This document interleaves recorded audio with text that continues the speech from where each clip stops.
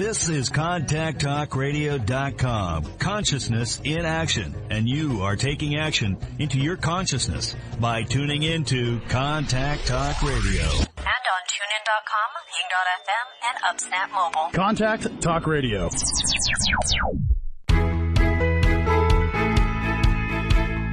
Welcome to Life Mastery with Todd Allen, the talk radio show that dives into the science of higher consciousness. Join Todd and his guests weekly at 10 a.m. Pacific Time and learn how to live a peaceful life with intentional mastery. Enjoy a survey of inspiring topics such as abundance, intention, health, manifestation, love, and transformation. It's all right here. Leading authors, speakers, coaches, entrepreneurs with stories and messages to support your well-being, let alone your most evocative dreams.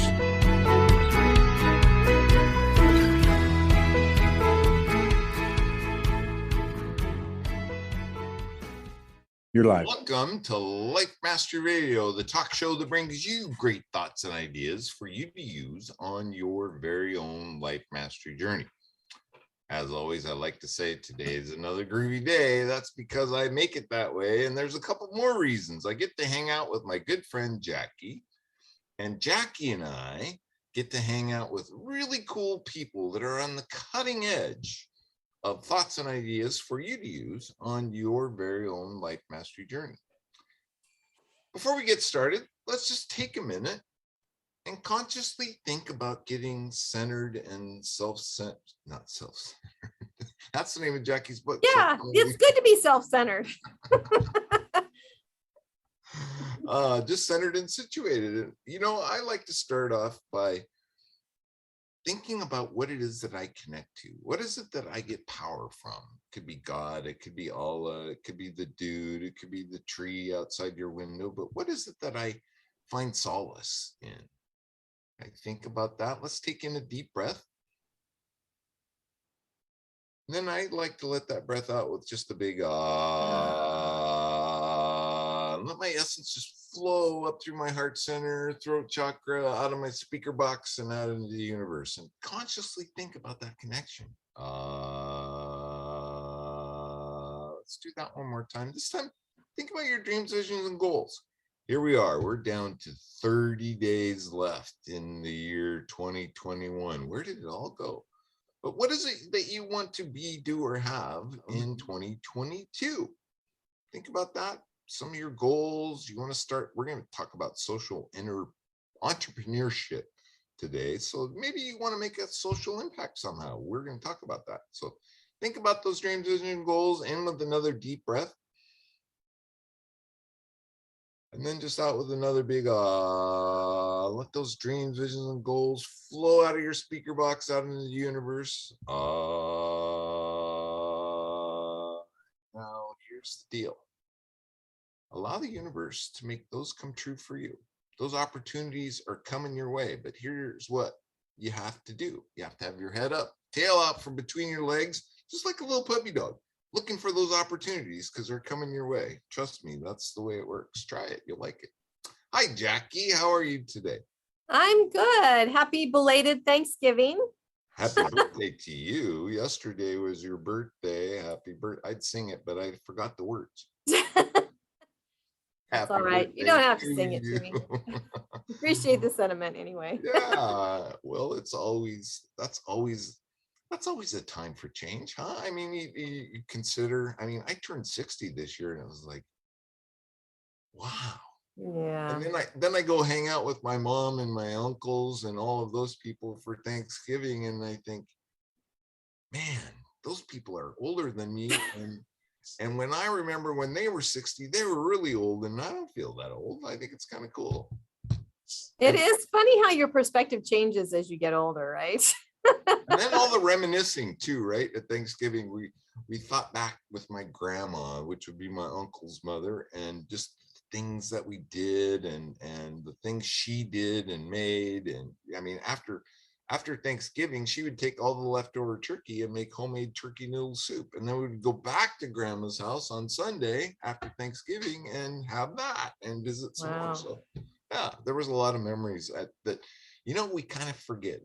We forget about those, and we we take them for granted, but yet when we recall them and mull over them and talk about them are some good times. It was really cool.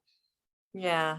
It's funny how when you become an adult, those types of holidays, they can still be fun, but there's a lot more responsibility associated with them, and it takes away from the fun a little bit. So it is nice to relive some of those memories as a kid when life was a little bit easier and free. You didn't and have to worry about the turkey or the cranberry. exactly, or the cost of all the groceries to make the meal, and how you're going to fit everybody in around this little table and that kind of thing. We didn't have to worry about those decisions.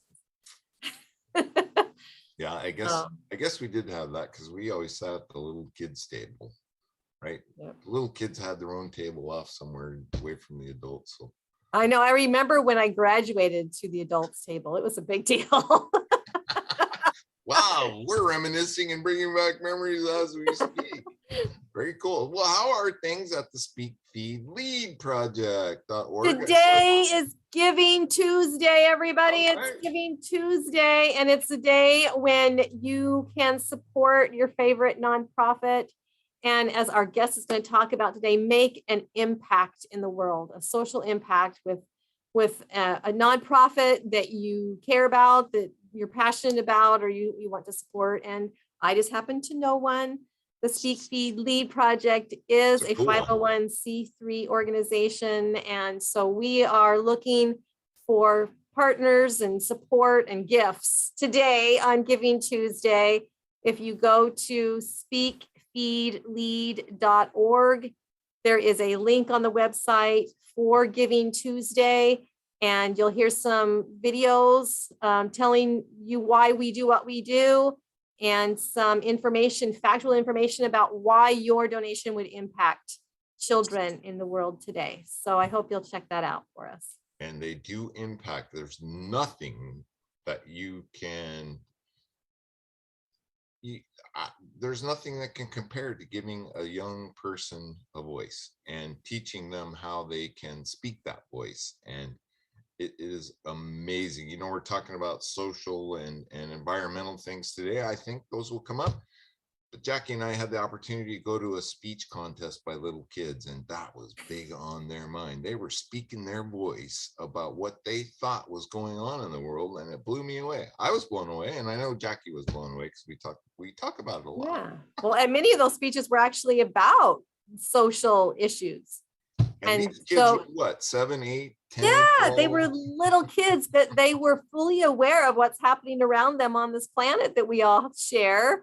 And it gives you a brand new perspective when you hear how they feel about things and what's important to them, what frightens them, or what they get excited about. And communication is the key, really, to making an impact in any way. You think about people that immigrate to this great country that we live in, and the advantages they have when they can speak the language. And communication is all about speaking your mind and being able to be understood by other people. So it is really the key to growth and change. And that was what we help kids to do at the Speak. You watch those kids and you think, wow, I'm watching the future president. I think we were in Canada, so the future prime minister. I think that's when we were in Canada. Yeah. Well, very cool. I want to remind the listeners today that today's show page is at www.lifemasterradio.net or .com. You can go there. Any links that we talk about, there is a link to our guest already there. A little description about our guest, and there's a place where you can sign up for our newsletter. Jackie creates a newsletter every week, talks about who's coming on the show, who's been on the show, and a blog post about the show that we just had. So it's pretty cool. It's a great way to stay up to date with all things life mastery. You can check out Jackie's book, and my book has disappeared. Did someone buy it from you? Oh, here it is. I found it. Look at here's my book. You can check out my book, Jackie's book, and enjoy them. Leave us some feedback. It's really cool. Let's see. I think that's it. Sign up for the newsletter. Check out the books. Check out the web page. Check out the show page. And I believe today is Jackie's guest. So guess what? she gets the introduction. I get to introduce Take it our away, guest. Jackie. That's right. Thank you. Our guest is Alina Boyte, and you are going to enjoy hearing from her today. She is the founder and director at Changemaker Institute. I'm intrigued already. She is a Stanford law grad with a PhD in copyright law and history. Alina is now a tenured law professor at Mississippi College Law. She's also received multiple highly competitive academic awards, namely the Cambridge Commonwealth Scholarship, Fulbright, and Lieberman Fellowship at Stanford. Alina's genius is turning creative and innovative ideas into powerful products and services that sell easily while effectively changing the world for the better. Businesses and entrepreneurs hire Alina to reveal the hidden impact in their business so they can make a difference in the world. She helps them design, develop, and implement a social impact strategy that maximizes impact and profitability, engage market and community, and opens new doors and sustains growth. Alina says, we can all be change makers and create an impact in the world. We need to start with who we are and how we want that change to manifest in the world. Then we choose the process that makes the most sense. Woohoo! I am excited to talk with her today. Please welcome Alina Boyte to Life Mastery Radio. Yay! It's nice to have you here, Alina. Well, thank you, Jackie. Thanks for having me. And I understand that you're in Mississippi. And how long have you lived in the South of the US? Let me see. I took up the position in 2007. So I say 14 years. Wow. Yeah. Right out of school, came to Mississippi, never knew. You know, I came from Malaysia. So I grew up in Malaysia and I went to school in England, went back to Malaysia, never been to the US before, and then came over to Stanford. So from the West Coast, you know, San Francisco, I got offered this position to come to Mississippi, and Mississippi is nowhere close to a lot of the places, not close to the place that I grew up in, which is Kuala Lumpur, highly cosmopolitan, and definitely not like as diverse as the places I've been. So it was interesting coming to Mississippi and readjusting. But you know, my husband is from Mississippi. Oh. He grew up in a town called Monticello with one traffic light. With one traffic light, and they only like since we got married, like within the last, I think 2 years, they got a McDonald's. Oh, wow. So how did you meet then? We met in Jackson, and he spent a lot of time in California as well. Okay. It's just that that he grew up in Mississippi, so his whole family is here. And after he finished, he went to culinary art school in California, and once he finished, he came back to Mississippi, and we met here, you know. And it's so it was an interesting journey getting used to the South, but I like it, you know. And we have a 6-year-old daughter now, and she attends a Montessori school in Mississippi, in Jackson, Mississippi. Cool.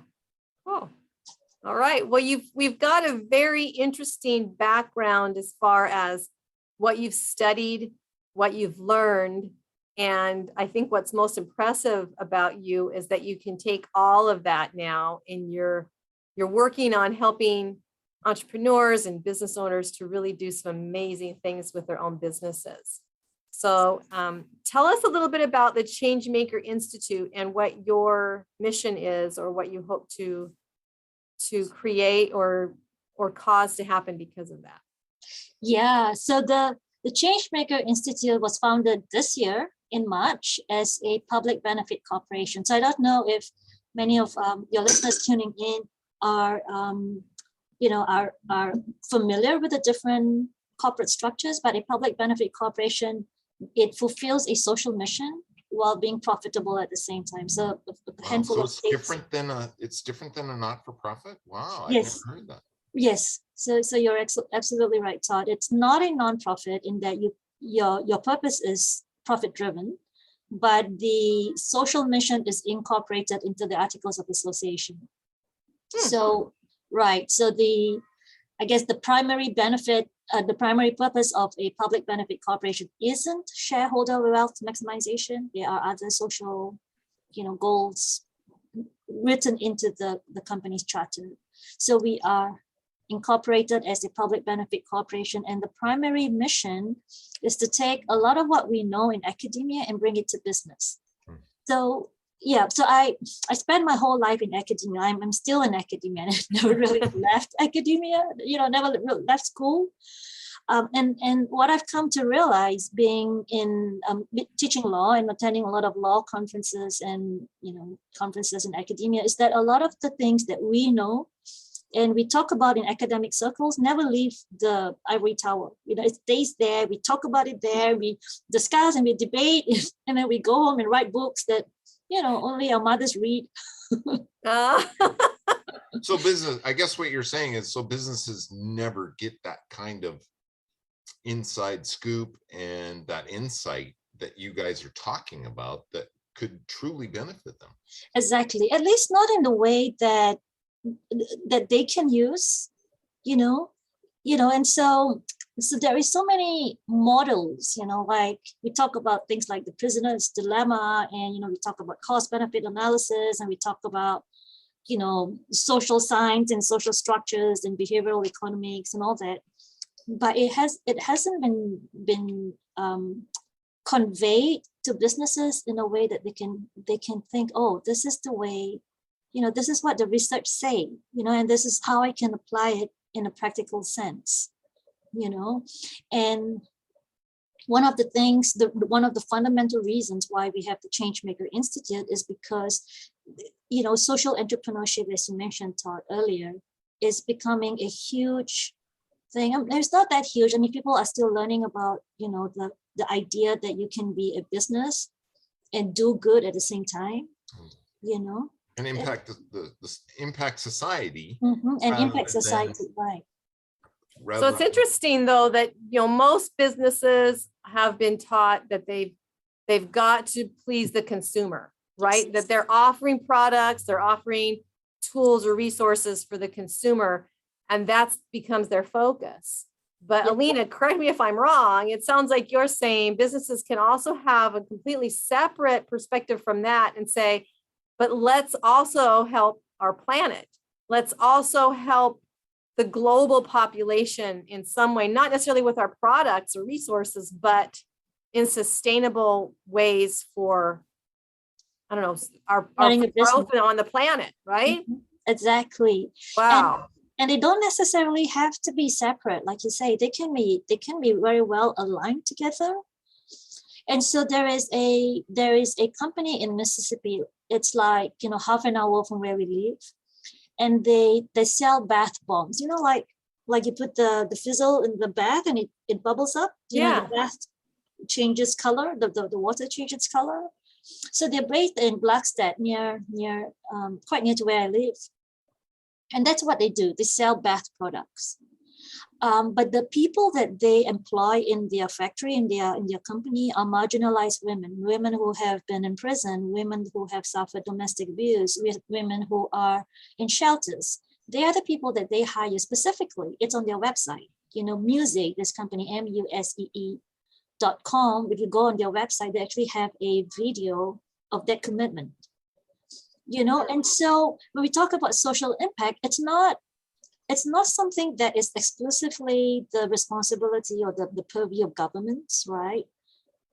Not ordinary people can have that impact, and ordinary businesses can have that impact by who they choose to employ, how they choose to treat their employees, who they choose to do business with, the business model that they use, right? These are all choices that entrepreneurs can make to create impact. I can speak to that too, because I also own a machine shop, and I have a couple of felons that work for me. They served their time. They did what the justice system said they needed to do, and they are grateful to have a job, and they are loyal, they're honest, and they're just model employees. And I couldn't have I've been blown away, and they've worked for me for a very long time. So I know exactly what you're saying. Those resources are available, and it makes a huge difference in society because, and I don't know if I want to say this way, but I'm gonna anyway, they're not reoffending, or they're not finding alternatives to help them sustain a productive life.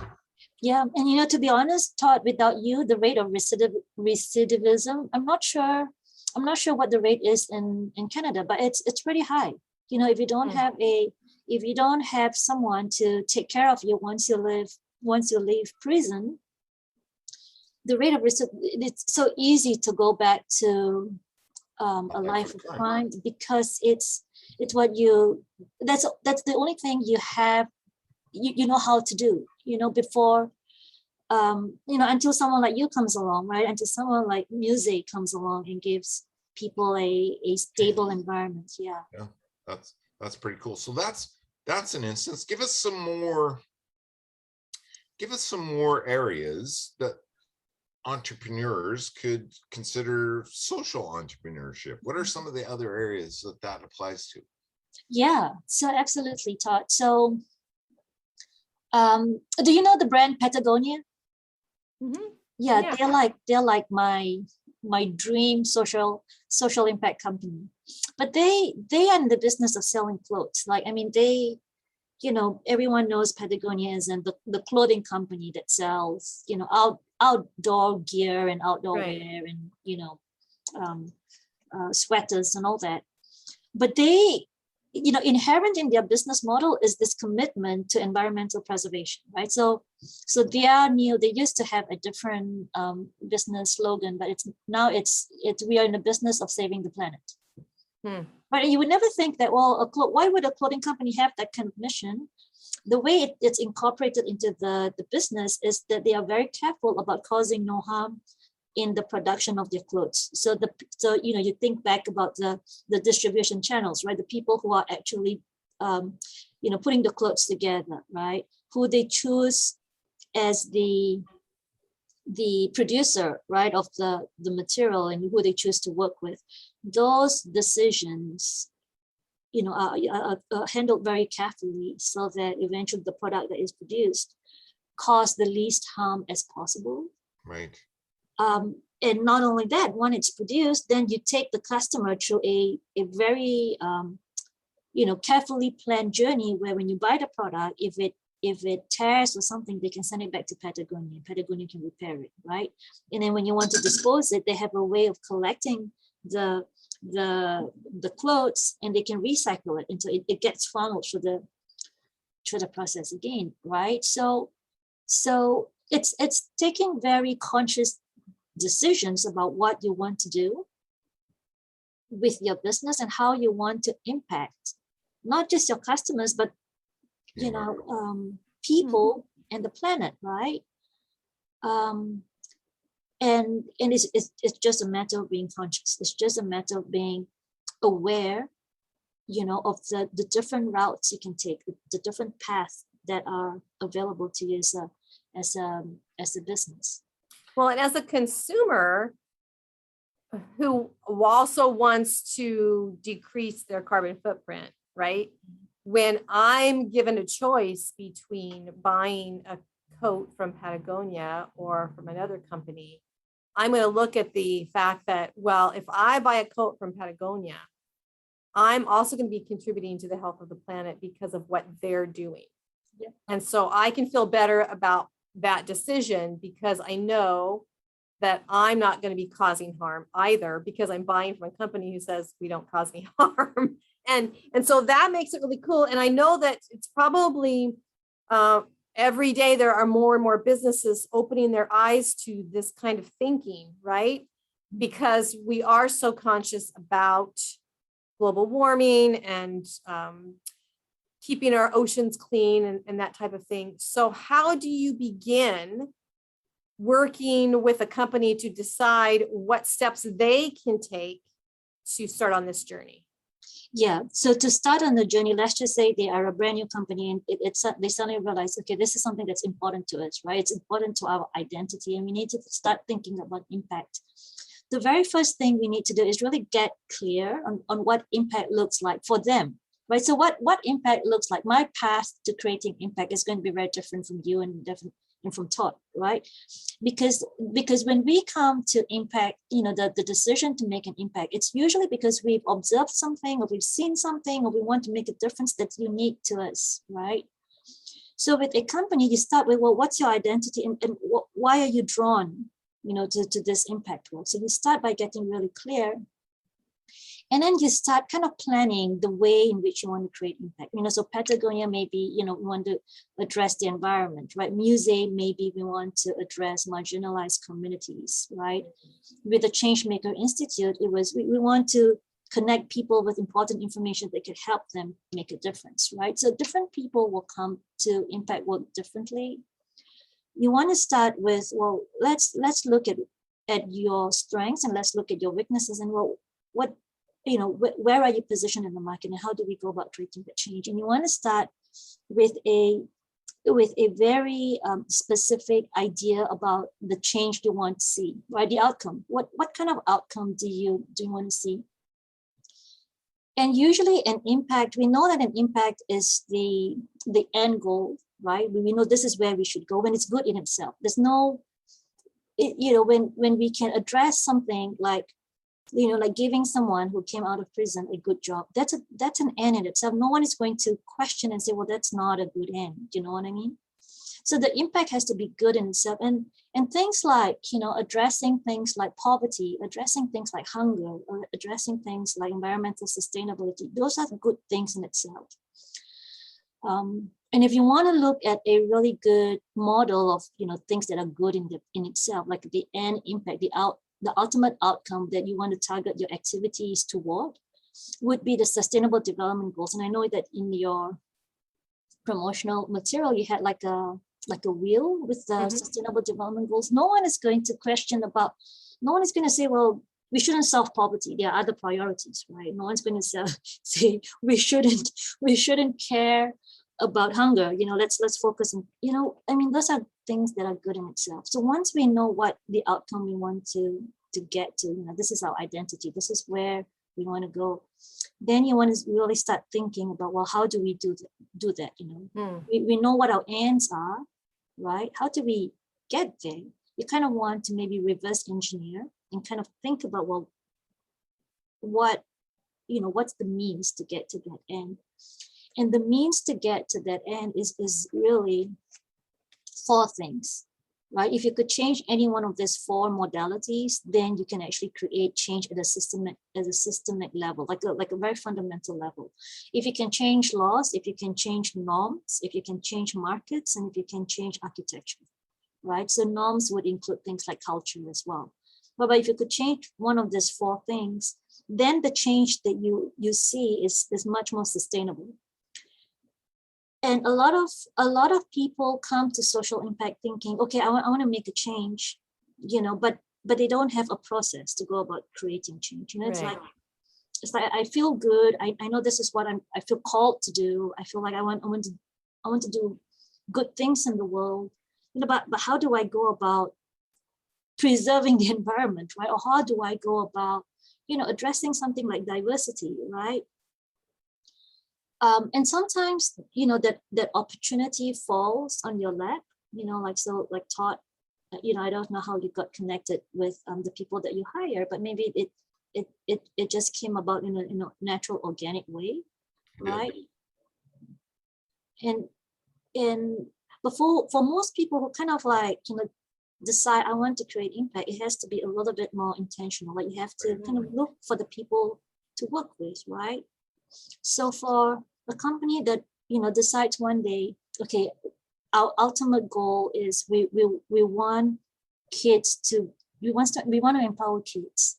We want to focus on education, right? We want to teach them how to speak well. And then the question is, well, how do we do that? They need to find someone like you, maybe Jackie, who they can partner with, right? So that partnership will help them get to their ends, right? But the way in which you get to that end would be, for example, maybe changing norms, right? Or maybe giving them the maybe you guys may create a program where you can provide the architecture, the infrastructure where kids can speak, or the platform, right? Or you could create a new market where kids can have the opportunity to speak, and it could be any one of these 4 things, right, put in place can actually create the outcome that you've identified as important to you as an individual, or to the company. I don't Wow, think so I've there's ever seen Jackie lean in so much. Well, I'm thinking about it because I realize that it's not just enough to have a mission statement that says this is what we're about. But as you say, Alina, there has to actually be steps and actions taken that start to form the correct partnerships with organizations that can help you meet that end. For instance, I've always said that our programs really want to help the kids that are in foster care, the kids that are in incarceration centers, the kids that are in homeless camps, the kids who are coming out of trafficked rescues and need to be rehabilitated to get back into society. So it's not just enough to say that's who I want to work with, but as a business now, I need to find individuals within those organizations that are willing to hear what we have to say and find ways that we actually feed each other with these opportunities, right? Because that's how it's going to literally make an impact, but it's also going to be able to help other people understand how we plan on making the impact, not just words anymore. Ultimately, we can't forget that, right, Alina, is growth. Yeah. Another way of saying it, Jackie and Todd, is that you don't want to, you want to be transformational and not just informational. You know what I mean? Right. And the transformation comes to making very conscious decisions about who you decide to work with, which company you decide to partner with, right? What is the outcome that you would want as an organization, and how do you get to that outcome? And that then becomes your identity. It's not this, it's not this impact thing that's like out there. It's integrated in who you are as an organization, and definitely who you are as an individual. Because if a lot of people do impact work without considering the outcome and how they're going to get to that outcome, right? So for example, a lot of people may say, okay, we care about diversity, so we are going to hire minorities, right? Or we're going to let more minorities into our program, but doing that doesn't necessarily create the impact that you think you're going to create, because you haven't changed norms, right? You haven't changed the fundamental structures that are keeping people from getting to that goal. You know what I mean? So I've had so many conversations with people. We are hiring minorities, but they're not moving up the corporate ladder, right? So the thought is, well, we want to create impact. We are going to be a more diverse company, but the people that they hire never get to a board position or never get to the C-suite, right? Because there are norms in place. Somehow the processes and the norms work in such a way that this, if they're good enough for you to hire, they should be good enough for you to groom and then promote, right? So what I'm saying is, a lot of people think that once we do what we think is necessary to create the impact, it's going to happen. It's not necessarily the case. The means has to connect with the outcome that you want to achieve. Sounds like our federal government needs to consult. I'm thinking they can. Yeah. And Alina, you remind me how frustrating it's been as a nonprofit to apply for grants, because a lot of these organizations who are providing funding through grants have this language that's kind of unclear when they talk about who are the people that you are trying to teach or reach or whatever. And it's all about diversity right now. That is the buzzword of 2021 is diversity, right? And so you're applying for this grant and you're showing the diversity that you have, or at least that I have within my students and organization, but it doesn't ever seem to be enough. And now I understand it's because they're only focusing on the one thing, but there's no way they can actually assess that. Yep. Yeah, exactly. And that's what's frustrating, is that I'm not eligible for a lot of these grants because whatever they view as diversity is different than what I'm doing to be diverse. And it's really hard to make that connection with the money. So Yes. I can see why. Right, exactly. So funding is a huge issue, right? So you're applying for funds, and then suddenly when you come to the application form, you see a question, right? What's your theory of change, right? And it's hard to articulate that, or it's even hard to even hypothesize about your theory of change unless you know your method of getting to that change. So in your situation, for example, you might say, well, I have all these students, right? And X percentage of them are minorities, right? Or girls, right? Or whatever. What they're probably thinking is, well, how is that contributing to a more diverse institution, right? So a better way to say we have X number of students who are progressing in our company or in our institution. Well, we've recruited 10 people into our company and 5 are moving up the C-suite, right? Right. Or we've trained 100 students and 50 of them are presenting at national competition. Because what that shows is that you've talked to people and you've created a path for them where none existed before, and that's how you actually show your impact, right? But today, all of us are just collecting data. We are so data driven that the qualitative contribution is not captured. That's a great way to put it. Is they're just looking for data, but they're not actually able to define impact or bonus points, right?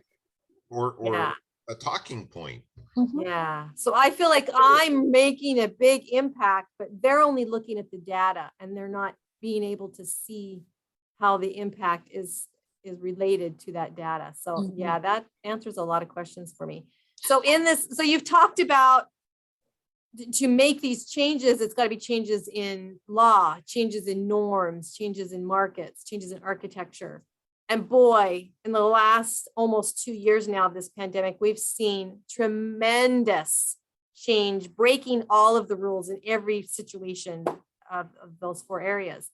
So are you seeing the businesses who have survived the pandemic, are they more likely to be thinking more of a global impact, or are they less likely to be thinking about that now?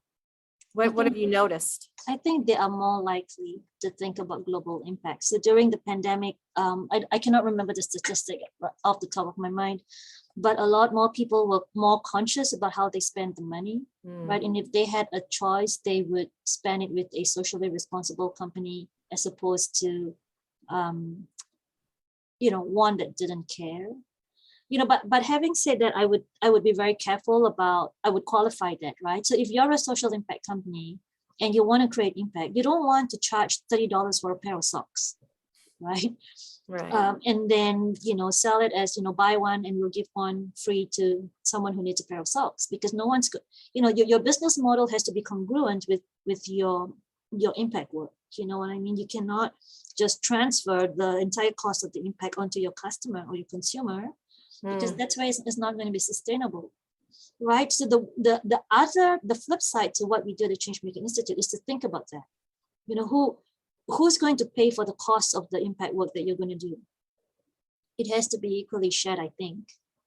You'd have to bear some yourself, but obviously it's okay to transfer some of it to the public. And the question is, well, how do you figure that out, right? How do you make that percentage? You could do a percentage, or you could do what I mean by transferring is Yeah. Yeah, the sock model, I think it was Bombast, the company, right?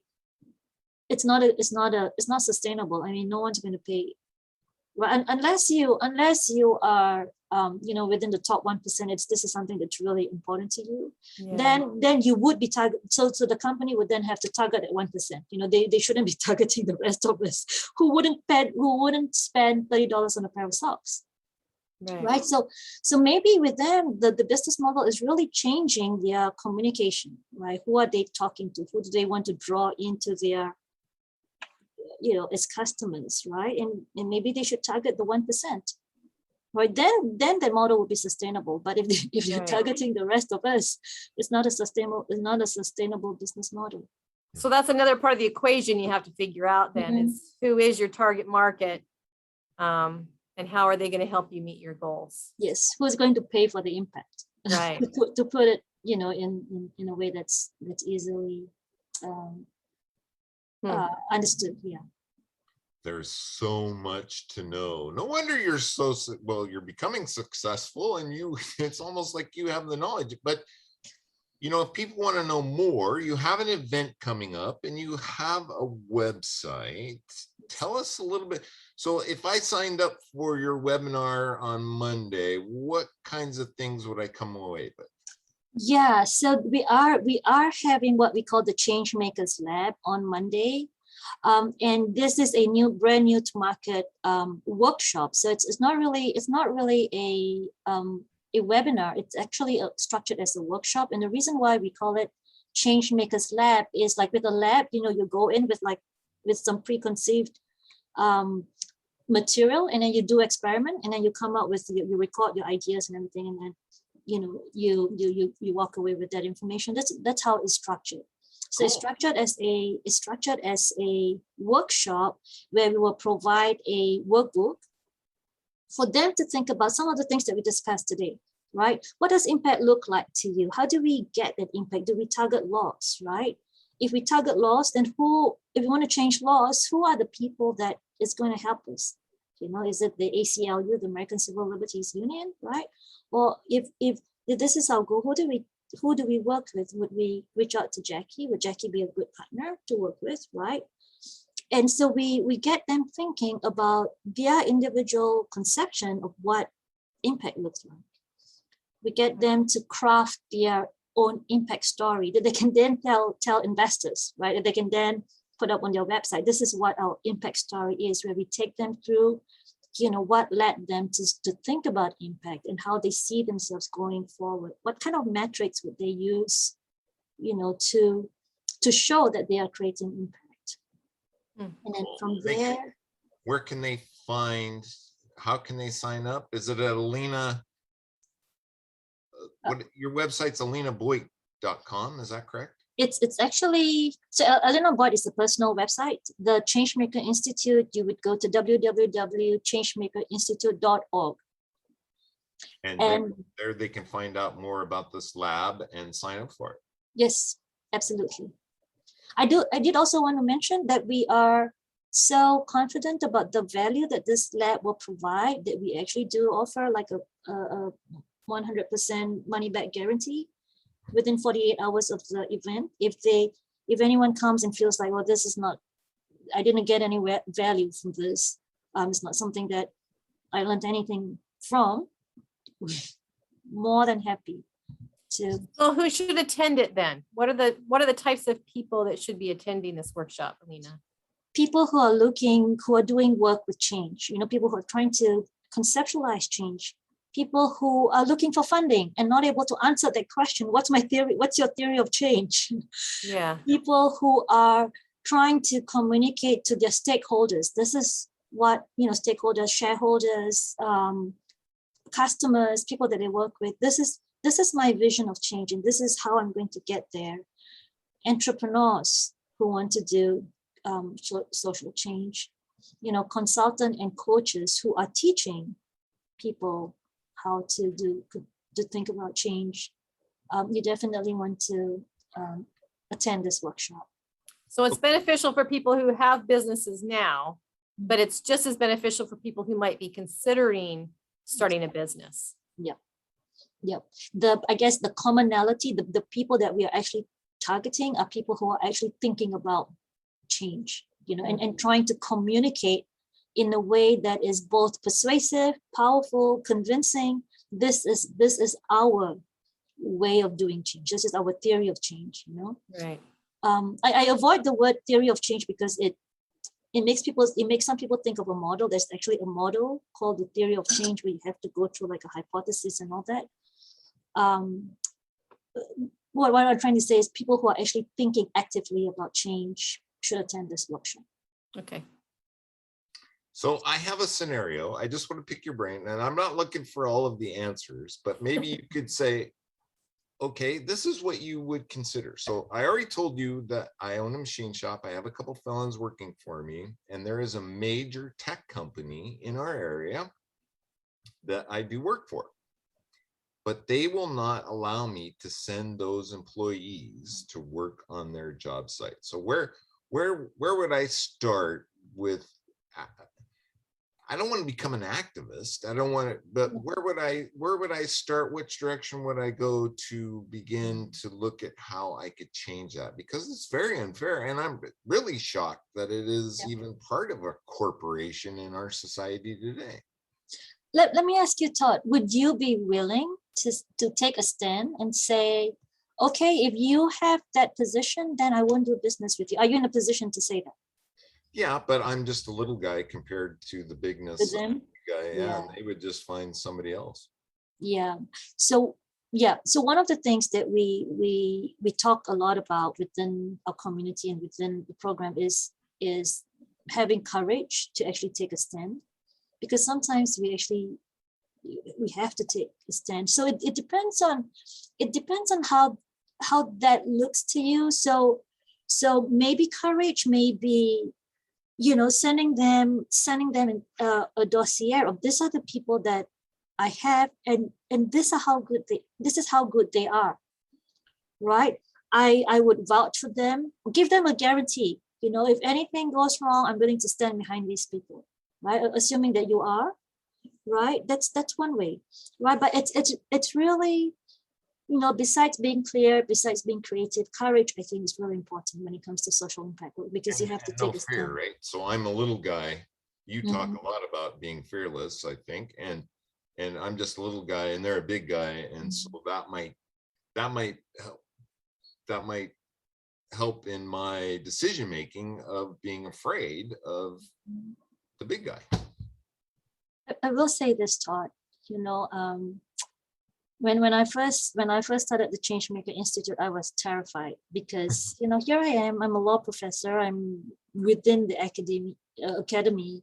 What will people think of me? People would think that why is she doing that? Is she out there on the And I was really scared. And for and when over the summer I ran a series of roundtables where I invited people in social impact to come talk. And I was terrified because I was afraid, what if my colleagues saw this and what would they say? And I'm just me, and there's the whole legal academy and they would judge me. So you're human, right? Right. But I did it one step at a time, and now I found a way to integrate everything I know in academia with what we're doing at the Changemaker Institute. It didn't come overnight, but as you overcome one small fear, you get a little bit braver. You overcome another fear. Now I couldn't at that time because I felt so scared. But now I can say, well, yeah, I learned everything that I've told you today. I learned at Stanford. It's not, I didn't come up with it. I learned it from people who taught me. And I feel comfortable saying it now when I couldn't 6 months ago. Very cool. What I'm hearing you say, Alina, is that if we truly want to have an impact, it requires change, not only in what you mentioned, the laws, the norms, the markets, and so forth, but in us. Yes, right. Exactly. And that we need to find the courage, as you say, to stand up for the change we want to make. We may make some enemies that way, or we might lose some jobs that way, or some partnerships. But hopefully what we're doing is creating better and stronger partnerships in the direction that we actually want to be going. Yeah. Right. And to be honest, Jackie, I don't think you necessarily will lose jobs. I think people respect, this is what I think. I think people respect someone who takes a position. You know, I do. But of course, you don't do it in a way where you offend people, or, you know, you come across as this, you know, one thing I don't want people to come across, you know, with our work is to come across as being tree huggers, or, you know, like we're in this space where we want to change, you know, I want it to be concrete. And if you can come at the issue by providing value, by saying, you know, these are the people that work with me and they are good people for all these reasons, right? He's showed up at work every day at the right time. He's never taken anything from my company. He's, you know, and when you can take a stand, I think people respect you. I don't think you will lose friends. Because that's the way I am. And I think even though they're a big corporation, there are people in seats that would lend an ear and consider things. And human. You need to, when you do social impact work, I think you need to appeal to the human being.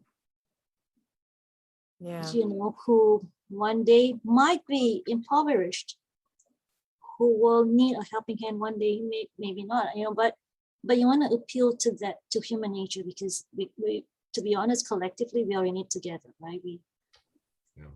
Yeah. Oh my goodness, ladies, we only have about 5 minutes left. Alina, did you have a blast today? I did. I so did, Todd. I so did. Come back, because there's a lot more to talk about. That you've got a lot in that head. Is there one last parting shot, one last thought or idea or anything else that you want to say? Yes. Never outsource your mission in the world to someone else. Because only you can do it. Now, what does that look like? Because that sounds scary. I mean, to me, as I hear you say that, I was like, yeah, that's true. That's very inspirational. But could I actually make change that would be meaningful for that? And so when you're working with a business or an organization, how long does the process take? Is it a system that is pretty well outlined and it's kind of the same for everybody? Or is it something that is created specifically for each type of business that you're looking at? So maybe another way of saying it is each one of us. So I know this, and you can outsource like impact work, you can outsource it to people. But what I mean is your impact. You know, how you say, what you say, you know, how you think, what you think. You need to own it. You cannot, you know, the way you teach your kids to speak, you cannot outsource that. Everything else you can, right? But it's something that's core in you. Yeah. That you need to own in order to be really effective in creating impact. So I don't mean like you can never hire people to help you or. Right. Well, and I was just saying this to my husband yesterday. I finished a class last night with a group of kids, and I said, oh my gosh, this is what I love. This is what I wish I could just do all day long, is the teaching part, the engagement with the youth. That's what I love about what I do.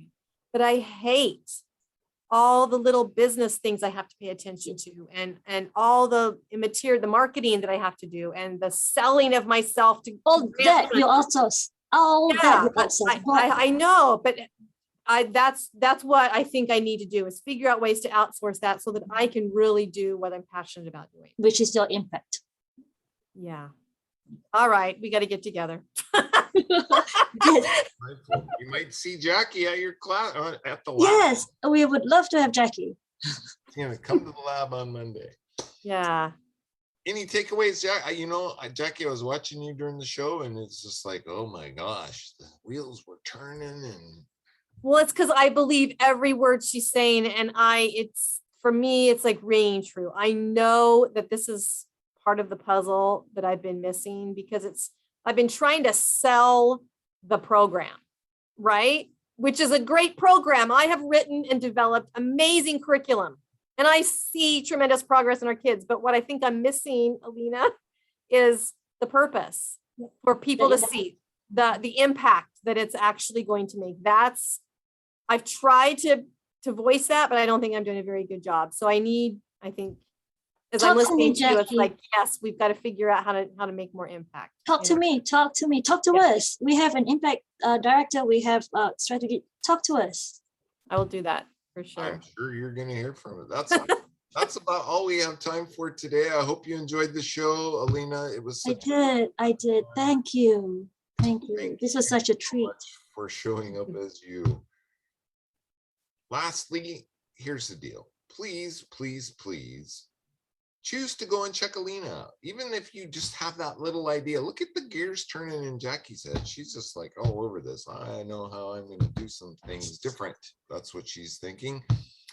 And please make it a great day, because just like I said, it's all about choice. Bye-bye for now.